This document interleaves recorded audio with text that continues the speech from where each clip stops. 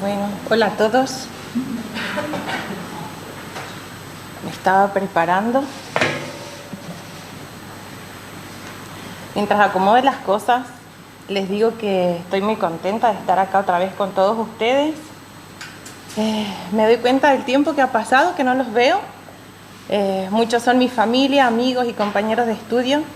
Así que estoy muy contenta de estar acá, de poder compartir este ratito. Y aunque es un poco incómodo con tantos medios, ahora me estaba tratando de sacar la mascarilla, se me ha enganchado en los pendientes, tengo esto por entre medio del pelo, pero bueno, antes de broma le decía que si sabía de todas estas cosas no hubiera venido, pero no es verdad. La verdad que es un privilegio no solamente predicar, sino poder juntarnos, poder estar con ustedes y bueno, sobre todo aprovechar este día que el Señor nos ha regalado. Cuando el Isaac me invitó, dime. Ay, no le he dado al botón. Perdona a los que están en casa. Tantas cosas, me faltó. Bueno, espero que me hayan escuchado, aunque sea bajito. Decía que estoy contenta de estar acá, compartiendo con los hermanos que estamos hoy acá en el templo de Santa Coloma, también con los que están en casa. Si me olvido de mirarles, disculpen, pero sé que están ahí, yo también soy de las que miran desde casa online las predicaciones. Cuando el Isaac me invitó a venir, me dijo que el tema era libre, que yo podía elegir qué compartir esta mañana. Y vamos a estudiar un poquito lo que habla la Biblia y Dios en la Biblia del tiempo. Es un tema que, bueno, hace mucho tiempo que me da vueltas por la cabeza, que me hago muchas preguntas, ¿no? Pero lo que vamos a hacer hoy no es ver lo que pienso yo, sino lo que dice el Señor acerca de eso, de cómo lo usamos o cómo deberíamos usarlo y para qué sirve. Pero antes de empezar, me gustaría que oráramos una vez más. Antes, si me permiten, voy a tomar agua y a ponerme las gafas. A ver si puedo.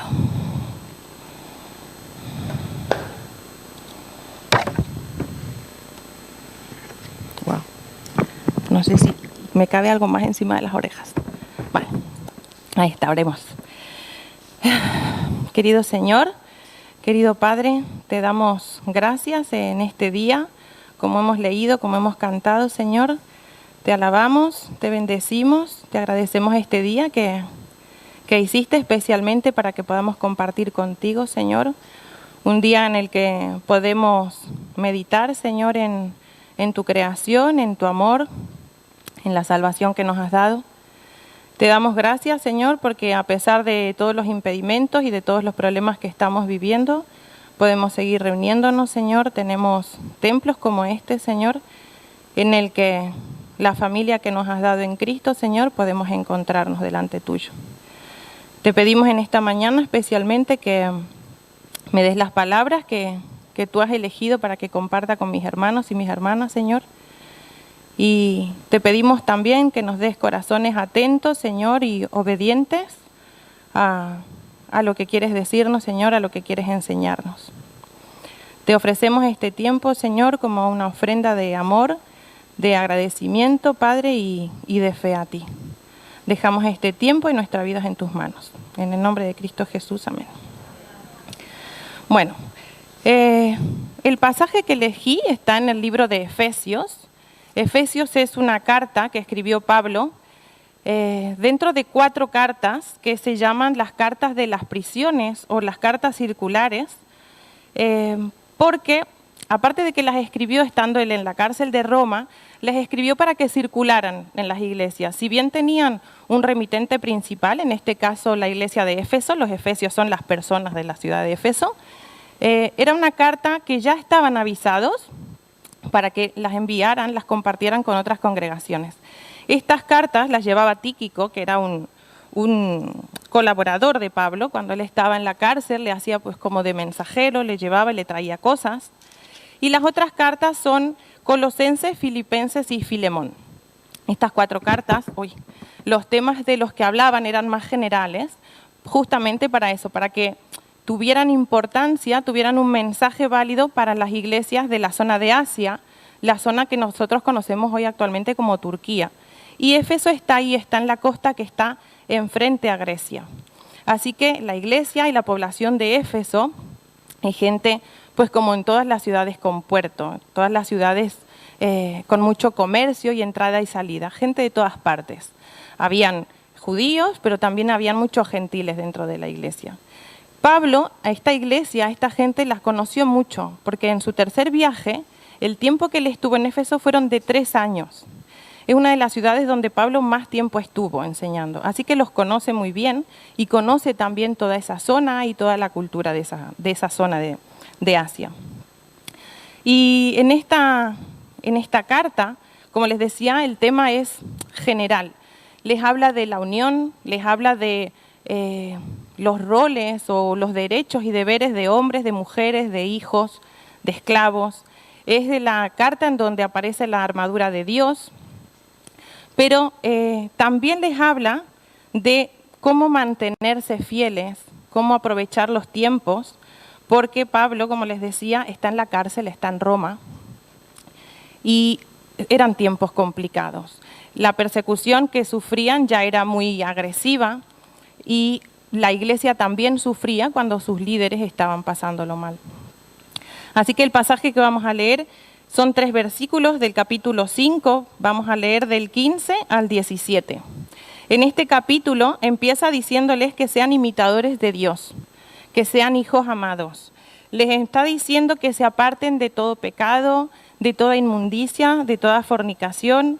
Advierte que a las personas así, pecadoras, les va a ir mal, pero que los cristianos tendrán una recompensa en Dios. Y entonces llegamos a nuestro pasaje que dice en el 15, mirad pues con diligencia cómo andéis, no como necios, sino como sabios, aprovechando bien el tiempo porque los días son malos. Por tanto, no seáis insensatos, sino entendidos de cuál sea la voluntad del Señor. Ese es nuestro pasaje de hoy. Si miramos lo que dice nuestro primer versículo, dice, mirad pues con diligencia cómo andéis, no como necios, sino como sabios. En este versículo hay 3 palabras muy importantes, no solamente en este pasaje, sino en la Biblia en general. Son diligencia, necios y sabios. Según la RAE, la Real Academia de la Lengua Española, diligente es una persona que pone mucho interés, esmero, rapidez y eficacia en la realización de un trabajo o en el cumplimiento de una obligación o encargo. Y diligencia es algo que se hace con mucho interés, esmero, rapidez y eficacia. De necios dice que es la persona que insiste en los propios errores y que se aferra a ideas o posturas equivocadas, demostrando con ello poca inteligencia. Así que no es una persona terca solamente, sino que es terca y equivocada. Y de sabios dice, persona que posee conocimientos amplios y profundos adquiridos mediante el estudio. Mediante el estudio, o sea, no es una capacidad innata. La sabiduría se adquiere. Dice, persona que muestra buen juicio, prudencia y madurez en sus actos y decisiones. Estas últimas 2 palabras, sobre todo, necios y sabios, son tan importantes para nuestra vida y para Dios que nosotros lo entendamos, que le dedica un libro entero a hacer una comparación de lo que es ser necio y de lo que es ser sabio. Ese libro es Proverbios. En Proverbios tenemos 31 capítulos que se dedica, podríamos hacer un cuadro comparativo de lo que es ser necio y de lo que es ser sabio y de las consecuencias que tiene en la vida. Hay 62 calificativos para un necio en Proverbios y 55 para lo que es un sabio. Yo he apuntado solamente algunos. De los necios dice que su ignorancia mata, que no tienen prosperidad, que llevarán ignominia, o sea, vergüenza, que es simple, que necesita entrar en cordura. Dice que los necios entristecen a su madre, que de su boca es la calamidad cercana, que encubre el odio con mentiras y propaga calumnias. Dice que muere por falta de entendimiento y turba su casa. Dice que para el necio apartarse del mal es una abominación, que su boca está llena de soberbia, que es indiscreto y engañoso, que se ríe, que se mofa del pecado, que habla sandeces, que menosprecia el consejo de su padre, que es pesadumbre para su padre y amargura para su madre, que para el necio no sirven ni 100 azotes, o sea, no se le puede corregir. Dice que sus labios traen contienda, o sea, discusiones, peleas, que su pensamiento es siempre pecado y abominación. Lo compara como un perro que vuelve a su vómito porque el necio una y otra vez vuelve a reafirmarse en su equivocación. Dice que aunque majes al necio en un mortero, entre granos de trigo masados con el pisón, o sea, si se le moliera mezclado entre otra cosa, no se podría quitar de él su necedad. También habla del sabio. Dice del sabio que escucha y aumenta su saber, que adquiere consejos, que entiende los proverbios y las declaraciones de sabios o los dichos profundos, o sea, conceptos complejos. Dice que teme a Jehová y se aparta del mal. Dice que heredará la honra y que ama la corrección, que alegra a su madre y a su padre, y que de corazón recibe mandamientos y guarda la sabiduría que con ellos recibe. Dice que el fruto del justo y del sabio es la vida y que con su sabiduría gana almas, que obedece los consejos y su lengua es medicina, que se aparta de los lazos de la muerte y que anda con sabios, que se aparta y teme el mal. Dice que esparce sabiduría, que le llaman prudente, que en sus labios hay dulzura, que escucha el consejo y dice que cuando se le amonesta, aprende ciencia. Como les decía, hay 60 y pico y 50 y pico de descripciones, tanto para sabios como para necios, pero si hiciéramos ese cuadro comparativo, el resumen sería muy sencillo. El necio desprecia todos los consejos.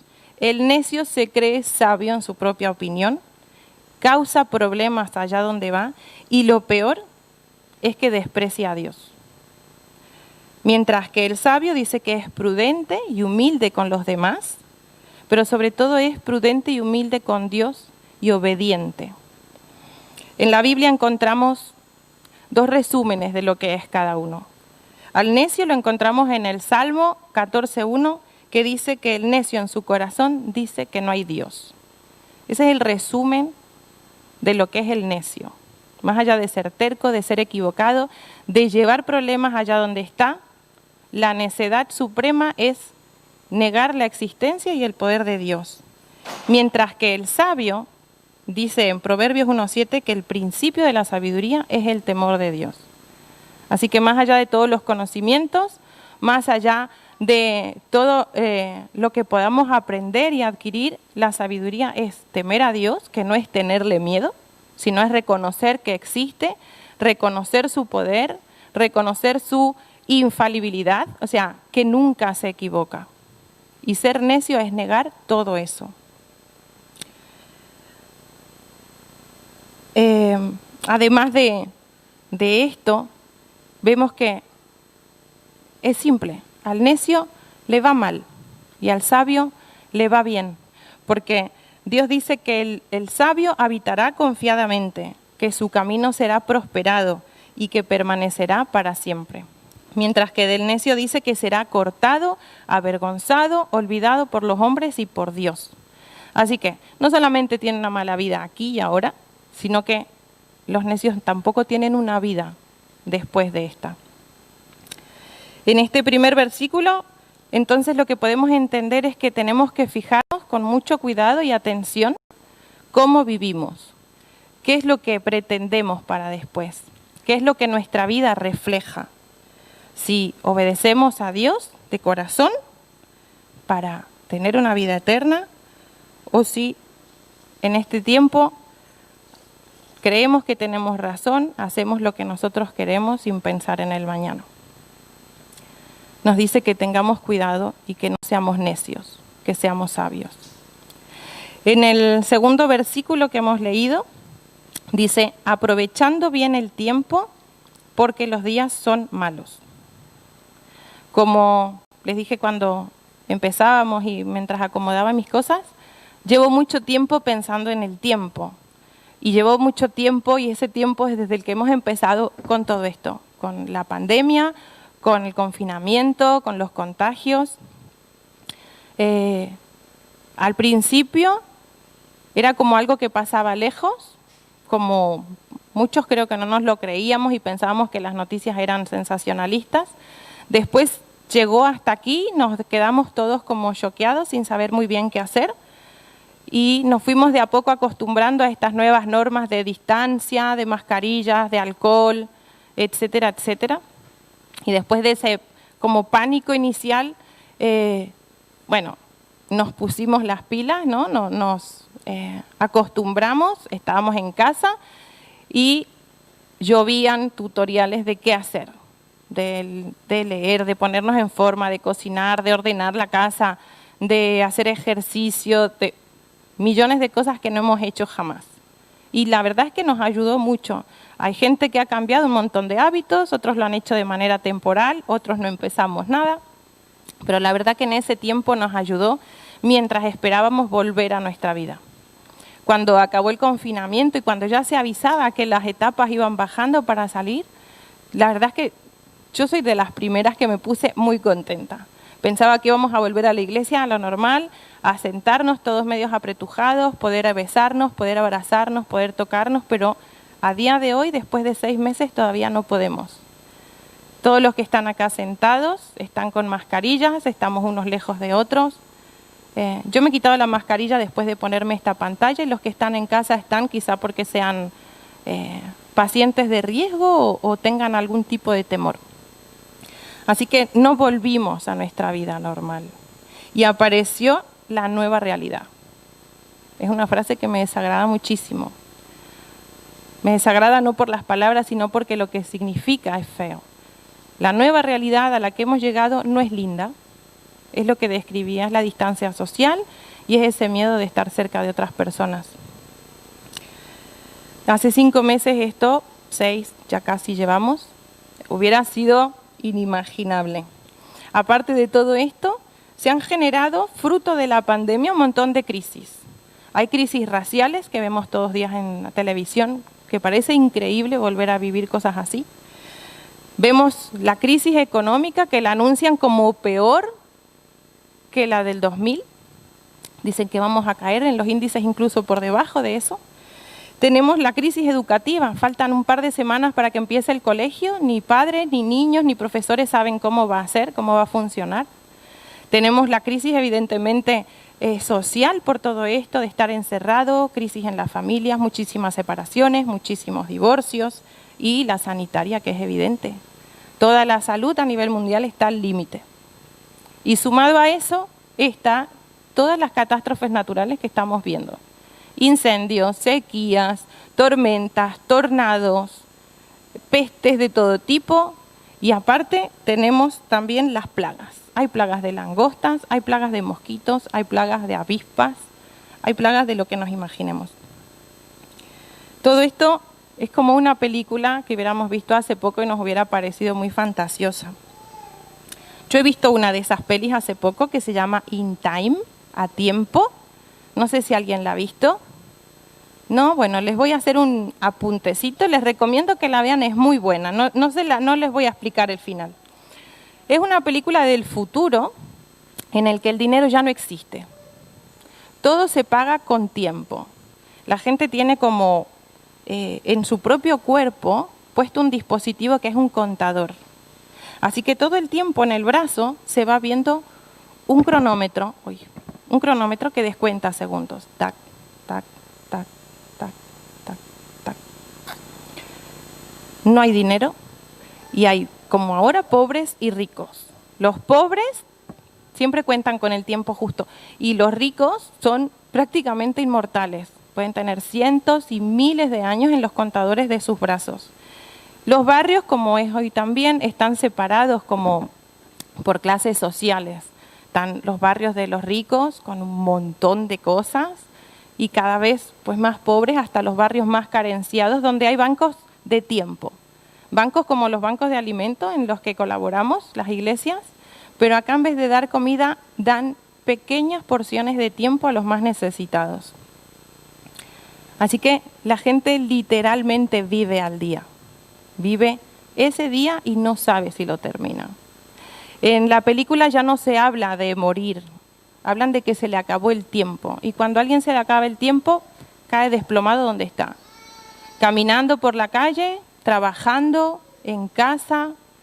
Algunos se asustan, otros como saben que funciona así, pues van haciendo lo que tienen que hacer hasta que se acaban. Y con todas estas señales que hablábamos antes de las crisis y los problemas medioambientales que estamos viendo, muchos nos preguntamos si es el final de los tiempos que habla la Biblia. Muchos nos preguntamos si al ser humano se le ha acabado el tiempo. Esta semana pasada justo hablaba con mi mamá y mi papá de esto y habíamos estado leyendo los pasajes de los evangelios que hablan justamente de las últimas señales en Mateo y en Lucas. Y después nos pusimos a charlar y decíamos, ¿seremos la última generación de cristianos? ¿Seremos de los que no vamos a morir y vamos a vivir el arrebatamiento? Porque durante miles de años, cada crisis que hay, los cristianos pensamos en eso, pero algún día va a ser real. Algún día llegará esa generación que no muera. Para los que no sepan lo que es el arrebatamiento, es cuando el Señor venga por segunda vez a buscarnos y los cristianos que estén vivos no van a llegar a morir, sino que irán o iremos al cielo con Él, sin pasar por la muerte. Yo hace mucho tiempo siempre digo un poco en broma, un poco en serio, que los cristianos deberíamos tener nuestra casa ordenada y limpia, un hogar cristiano, para que cuando seamos arrebatados y los inconversos entren, porque van a entrar, aunque sea a buscarnos o a buscar lo que nos dejamos, van a entrar. Y si nosotros tenemos un hogar cristiano, estaremos dando nuestro último testimonio. Así que a veces es en broma, pero lo pienso a veces también muy en serio, que debemos dejar en orden también lo que quede detrás de nosotros.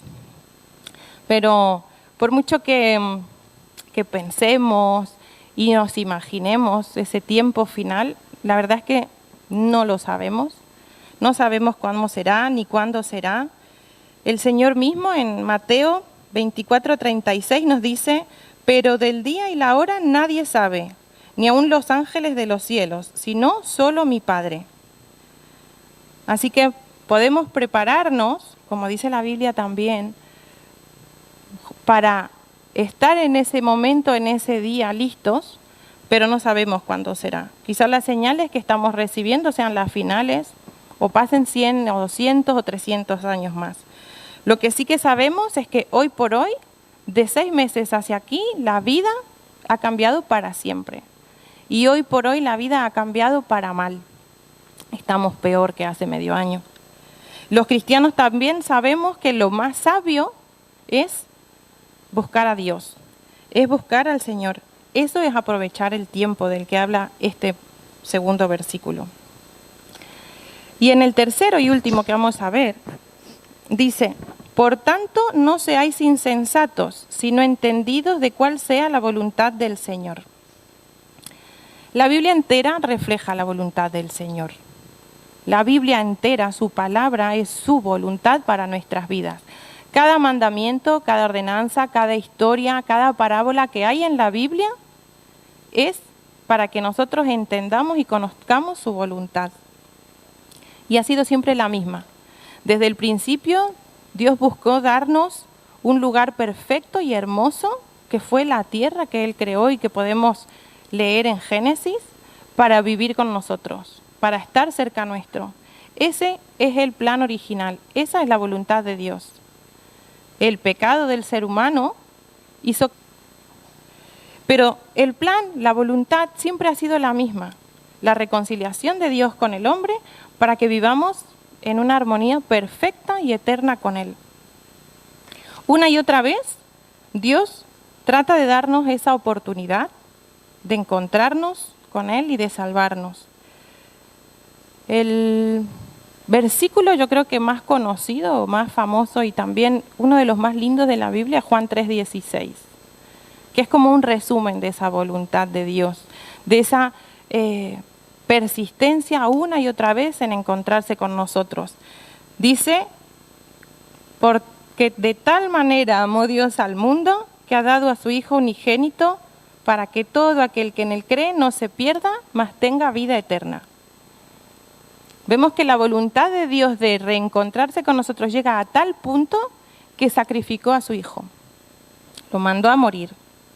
Así que cuando vemos todas estas cosas que están pasando y la gente empieza a preguntar por qué Dios lo permite, por qué Dios es malo, por qué Dios nos castiga, solo entendiendo este versículo, solo entendiendo que Dios desde el principio quiso estar con nosotros, podemos decir que Dios nunca nos ha querido castigar. El deseo de Dios ha sido estar con nosotros y desde que nosotros fallamos, el deseo de Dios es poder perdonarnos. El deseo de Dios es que nosotros le elijamos a Él porque Él ya nos eligió. Cuando Dios ideó todo este mundo, lo hizo eligiéndonos. Lo hizo para como no le hacíamos falta, pero Él quiso estar cerca nuestro y compartir su poder y todo lo bonito que Él podía hacer con ese poder. Dios quería darnos esa vida perfecta que ahora llamamos salvación. Pero no solamente quería darnos una salvación de una vida eterna después de esta vida en la tierra. En esta vida en la tierra Dios también ha querido darnos un montón de cosas. Dice la Biblia que Dios nos quiere dar una vida abundante. Quiere que tengamos durante esta vida paz, gozo, esperanza, fe. Quiere que seamos uno entre nosotros, la iglesia, pero también uno con Cristo. Y también quiere que le amemos. Dice la Biblia que con todo nuestro corazón, con toda nuestra alma y con toda nuestra mente. Y también quiere que amemos a nuestro prójimo como a nosotros mismos. De la peli que les hablaba, una de las cosas que también me llamó la atención es que se podían dar así la mano y tenían como una especie de dispositivo, creo recordar que en las muñecas, donde podían pasarse tiempo. Podían regalarse o prestarse tiempo unos a otros. Y claro, ese tiempo que prestaban o regalaban se descontaba del suyo propio. Nosotros como en esa peli, como creyentes, también podemos compartir tiempo con el mundo. Y no un tiempo que se nos descuenta, no un tiempo que se nos ha de deber, sino un tiempo eterno. Y un tiempo que cada vez que compartimos, en vez de restarnos, nos suma. Porque el Señor dice que cuando compartimos su evangelio, Él nos premia. Así que nosotros, como en esa película, en vez de darnos la mano compartiendo la palabra de Dios, compartimos un tiempo eterno. Y tenemos todo lo necesario a pesar de las crisis y de las falencias que estamos viviendo. Tenemos las redes sociales que a pesar de las distancias nos permiten comunicarnos. Tenemos la palabra, la libertad de poder aprender y enseñar a otros de la Biblia, de lo que nos dice Dios. Sobre todo tenemos a Cristo, los que le hemos aceptado como Salvador, y la salvación que Él nos ha regalado cuando murió por nosotros en la cruz. Y los inconversos también tienen tiempo. Tienen un tiempo quizá no para compartir, pero sí para pensar. Como dice el primer versículo, para no ser necios y ser sabios. Para escuchar el mensaje de Dios de todo corazón, para arrepentirse de esa vida que llevan apartada, para pedir perdón a Dios y para rectificar. Los inconversos tienen tiempo hoy para dejar de ser necios y buscar con diligencia la sabiduría que está en el temor de Jehová. Para recibir, como dicen Proverbios, la vida abundante y la vida eterna de los sabios. Vamos a terminar acá, la meditación de hoy era cortita, pero me gustaría que nos lleváramos a casa no solamente este sentimiento de a lo mejor de incomodidad, de tiempos nuevos y desconocidos, de días malos, sino una promesa, porque la Biblia no solamente está la voluntad de Dios, sino también están las promesas que Él jamás incumple y que nos hace a todos nosotros. Y la que quiero compartir hoy con ustedes está en Isaías 40:31.